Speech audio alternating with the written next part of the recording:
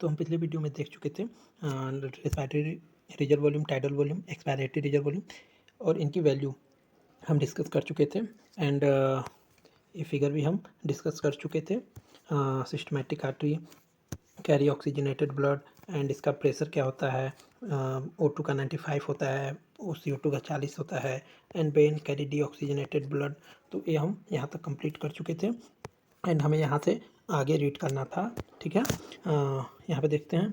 तो यहाँ पे इन्होंने दिया है कि जो CO2 की सॉल्युबिलिटी होती है वो 20 to 25 टाइम हाइयर होती है देन दैट ऑफ O2। तो इन्होंने देखिए यहाँ पे वो किया है, the solubility of CO2 20 to 25 time higher than that of O2, the amount of CO2 that can diffuse through the diffusion membrane per unit difference in partial pressure is much higher compared to that of O2.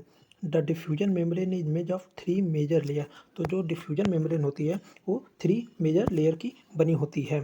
ठीक है, तो देखते हैं कौन से वो 3 major layer होते हैं। The thin squamous of epithelium of alveoli, endothelium of alveolar capillary, and basement substance composed of thin basement membrane supporting the squamous epithelium and the basement membrane surrounding the single layer endothelial cell of capillary in between them. However, the total thickness is much less than a millimeter।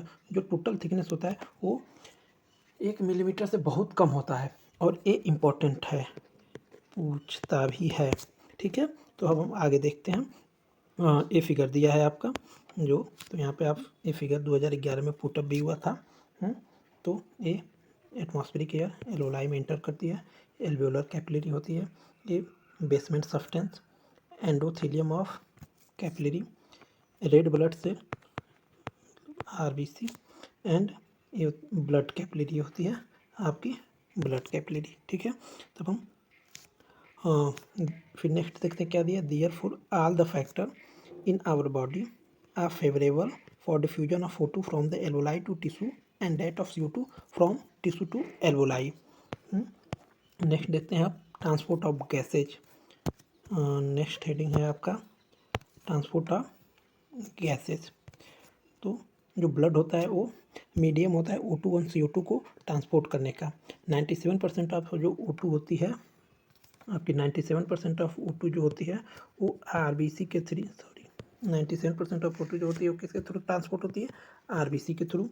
जो 3% जो remaining हो जाता है वो dissolve state plasma के through transport होता है। ठीक है, तो अब वो यही चीज़ यहाँ पे लिखा गया है कि about 97% of O2 is transported by the RBC in blood.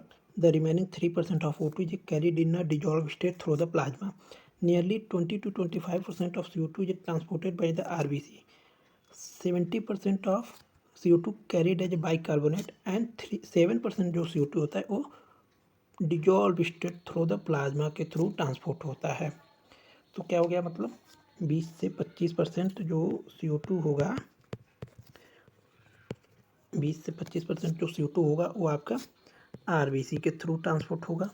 ठीक है, 70% आपका बाइकार्बोनेट के थ्रू ट्रांसपोर्ट होगा एंड 7% प्लाज्मा के थ्रू ट्रांसपोर्ट होगा। ठीक है, और ये क्वेश्चन इस लाइन से 2010, 2011 और 2014 में पुटअप किया जा चुका है। ठीक है, नेक्स्ट हेडिंग अब देखते हैं हम ट्रांसपोर्ट ऑफ गैसेज। ठीक है, haemoglobin is a red colour iron containing pigment present in the RBC। O2 bind with haemoglobin in reversible manner. O2 जो होता है वो हीमोग्लोबिन से रिवर्सिबल मैनर में बाइंड करता है, मतलब O2 से बाइंड करेगा फिर अलग हो जाएगा। Each haemoglobin molecule can carry a maximum 4 molecule of O2। मतलब एक molecule of haemoglobin 4 molecule of O2 को से बाइंड करता है।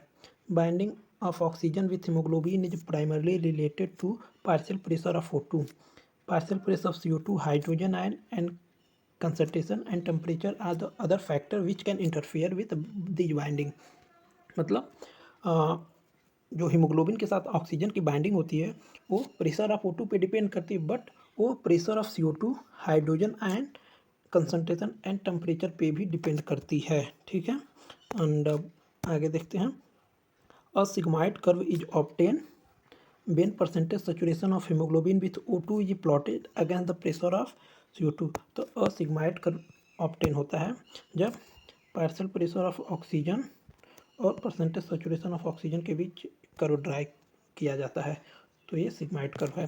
अब इस सिग्माइड कर्व में इंपॉर्टेंट है ना, कभी कभार पूछ लेता है कि ये सिग्माइड कर्व कब राइट शिफ्ट होगा, कब लेफ्ट शिफ्ट होगा। तो चलिए हम देख लेते हैं कब ए कर्व राइट शिफ्ट होगा एंड कब ए कर्व लेफ्ट शिफ्ट होगा। ठीक है, इसे जूम कर लिया जाए पहले तो ईजी रहेगा। ठीक है, चलिए देखते हैं इसको, कब ए कर्व राइट शिफ्ट होगा। तो जब प्रेशर ऑफ CO2 इंक्रीज होगा,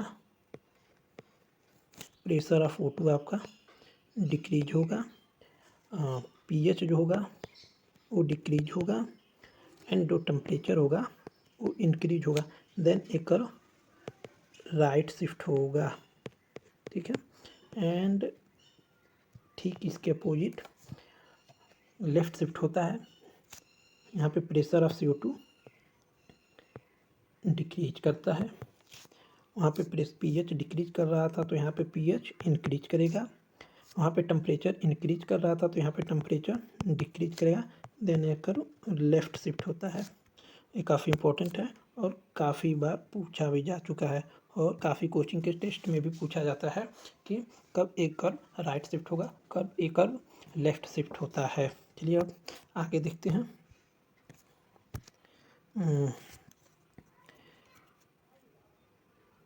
This curve is called the oxygen dissociation curve and is highly useful in studying the effect of a factor like pressure of CO2, H plus concentration, etc. ठीक है, in the alveoli where there is high pressure of O2, lower pressure of CO2 and larger H plus concentration and lower temperature are the factor are favorable for the formation of oxyhemoglobin। मतलब alveoli side पे pressure of O2 high होता है, pressure of CO2 लो होता है, H plus concentration less होता है and temperature lower होता है। ये सारे फैक्टर होते हैं ऑक्सीहीमोग्लोबिन फार्मेशन करते हैं। वेयर इन टिश्यू जहाँ कैटेगोलिज्म होता है तो वहाँ पे प्रेशर ऑफ O2 लो होगा, प्रेशर ऑफ CO2 हाई होगा एंड टेम्परेचर हाई होगा, तो ये डिसोसिएट होंगे। यहाँ पे टिश्यू साइड पे क्या होता है, डिसोसिएशन होता है ऑक्सीहीमोग्लोबिन का। ठीक है, फिर हम यहाँ पे देखते हैं this clearly indicate that O2 get bound to hemoglobin in the lung surface and get dissociate at the tissue। मतलब लंग सरफेस पे O2 हीमोग्लोबिन से बाइंड करता है एंड CO2 साइड पे जाता है तो O2 हीमोग्लोबिन से अलग होता है एंड CO2 हीमोग्लोबिन से बाइंड होता है और O2 से वो वापस लंग में आता है। फिर लंग सरफेस पे प्रेशर ऑफ O2 हाई होता है काफ़ी, तो यहाँ पे हीमोग्लोबिन से CO2 अलग होता है और हीमोग्लोबिन से ऑक्सीजन बाइंड होता है।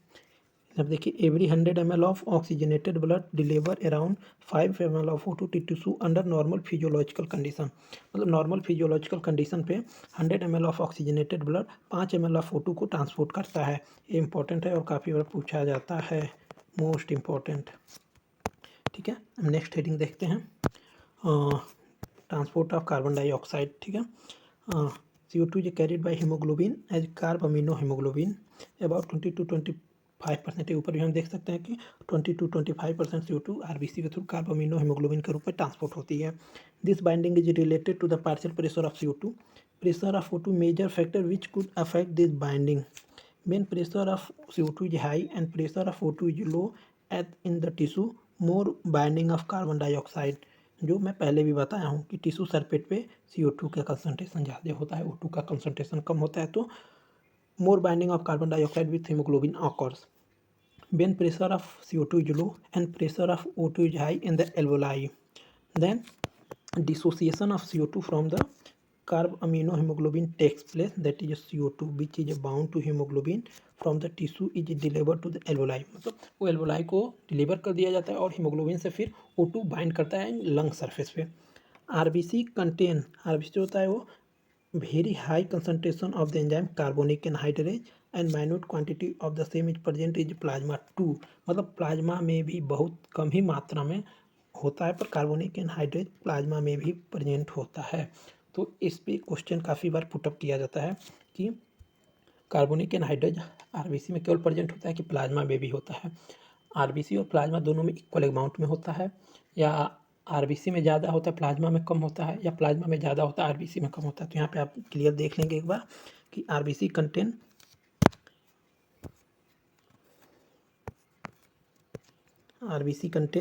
very high concentration of enzyme, carbonic anhydrase and minute quantity of the same present in plasma। मतलब प्लाज्मा में कम होता है और कार्बोनिक एनहाइड्रेट की कंसंट्रेशन आरबीसी में ज़्यादा होती है। This enzyme facilitate the following reaction. CO2 और H2O को कार्बोनिक एनहाइड्रेट के प्रेजेंट में रिएक्शन होता है तो HCO3 का फॉर्मेशन होता है। फिर कार्बोनिक एनहाइड्रेट की फॉर्मेशन में HCO3 minus and H plus होता है। ये रिएक्शन दोनों साइड चलती है, मतलब रिवर्सिबल डायरेक्शन में। At the tissue side where partial pressure of CO2 is high due to catabolism. जो मैं पहले भी बता चुका हूँ कि टिश्यू साइड पे कैटाबोलिज्म चलती रहती है, जिसके कारण CO2 का प्रेशर हाई होता है। CO2 diffuse into the blood, RBC and plasma and form HCO3 minus and H plus. At the alveolar side where pressure of CO2 is low, the reaction proceed in opposite direction leading to formation of CO2 and H2O. Thus, CO2 trapped as bicarbonate at the tissue level and transported to the alveoli release out as CO2. Every 100 ml of deoxygenated blood deliver approximately 4 ml of CO2 to the alveoli. Every 100 ml deoxygenated blood 4 ml 4 ml CO2 alveoli को deliver करता है और oxygenated blood 5 ml of O2 को transport करता है। ये भी important है, आप इसमें कंफ्यूज ना होइएगा। O2 5 CO2 4, ठीक है। अब आगे चलते हैं। Regulation of respiration next heading है हमारा। Human beings have a significant ability to maintain a constant, moderate respiratory rhythm to suit the demand of the body tissue. This is done by the neural system, a specialized center present in medulla region of the brain called the respiratory rhythm center, primarily responsible for the regulation। मतलब पूछता है कि respiratory rhythm center कहाँ present होता है, तो medulla region of the brain में पाया जाता है। Another center pons होता है जो आपका नीमोटैक्सिक सेंटर में प्रेजेंट होता है एंड रिस्पायरेटरी रिदम सेंटर के फंक्शन को मॉडरेट करता है। तो ये भी पूछा जाता है कि नीमोटैक्सिक सेंटर कहाँ प्रेजेंट होता है, तो pons region of the brain में पाया जाता है। Neural signal from this centre can reduce the duration of the inspiration and thereby alter the respiratory rate. A chemosensitive area is situated adjacent to the rhythm center which is highly sensitive to CO2 and hydrogen ion. Increase in these substance can activate the center, which in turn can signal rhythm center to make necessary adjustment in the respiratory process by which these substances can be eliminated. Receptor associated with aortic arch and carotid artery also can recognize the change in CO2 and H plus. जो aortic arch और carotid artery पे receptor present होते हैं वो CO2 और H plus के concentration को change होने पर रिकोगनाइज करते हैं and send necessary signal to the respiratory rhythm centre for remedial action. The role of oxygen in the regulation of respiratory rhythm centre is quite insignificant, ठीक है। तो अब हम नेक्स्ट देखते हैं, next heading disorder of respiratory rhythm, और ये काफ़ी इंपॉर्टेंट है। लगभग हर साल इससे क्वेश्चन पुटअप होते हैं, लगभग हर साल, ऐसा कोई ईयर नहीं होगा जिससे इससे क्वेश्चन ना पुटअप हो, ठीक है। देखते हैं फर्स्ट डिजीज क्या है इसमें। Asthma is difficulty in breathing causing wheezing due to inflammation bronchi and bronchiole. Asthma में ब्रोंकाई एंड ब्रोंक्यूल्स में इन्फ्लामेशन हो जाता है। 2015-2016 में क्वेश्चन पुटअप किया गया था। Emphysema is chronic disorder. ये क्वेश्चन पूछ लेता है, आपको 4 ऑप्शन देंगे, like asthma, emphysema, occupational respiratory disorder, tuberculosis भी दे सकता है, और उसमें पूछ लेगा कि इन चारों ऑप्शन में से क्रोनिक डिसऑर्डर कौन सा है। तो आप इसमें क्या बोलेंगे, emphysema is a chronic disorder, ठीक है। One of the major cause is cigarette smoking. Emphysema का होने का मेजर कॉज क्या होता है, तो सिगरेट स्मोकिंग होता है, ठीक है। अब नेक्स्ट देख लेते हैं, occupational respiratory disorder. In a certain industry those involving grinding or stone breaking, so much dust is produced that the defense mechanism of the body cannot fully cope with the situation. Long exposure can give rise to inflammation leading to fibrosis। Fibrosis मतलब proliferation of fibrous tissue को ही fibrosis बोला जाता है, and thus causing serious lung damage। Worker in such industry should wear a protective mask. इसलिए जो ऐसे worker होते हैं जो माइनिंग इंडस्ट्री में या डस्ट पार्टिकल से रिलेटेड इंडस्ट्री में काम करते हैं, उनको प्रोटेक्टिव मास्क दिया जाता है वियर करने के लिए। फिर भी जो लॉन्ग टाइम से ऐसे इंडस्ट्री में वर्क करता रहता है उसे डिसऑर्डर हो ही जाता है। ठीक है, और ये क्वेश्चन 2012, 16 और 18 में पूछा गया था। ठीक है, तो अब ये चैप्टर कंप्लीट हो गया। अब हम next chapter body fluid and circulation continue करेंगे जब करना होगा तो, एंड इस चैप्टर का PIQ करेंगे। तब तक आप लोग इसे देख लें और अच्छे से। Okay, bye.